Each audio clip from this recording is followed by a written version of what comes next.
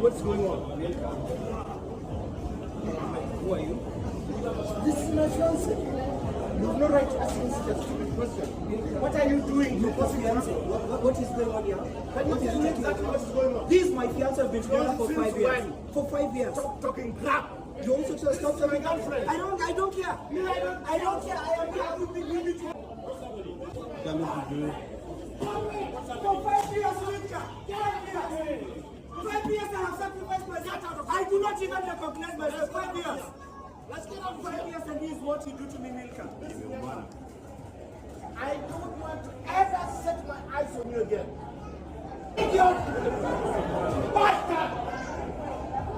Where's she go? Where did she go? Where's she?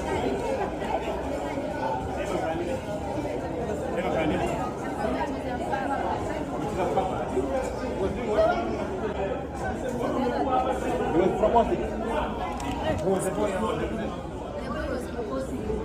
Then what happened?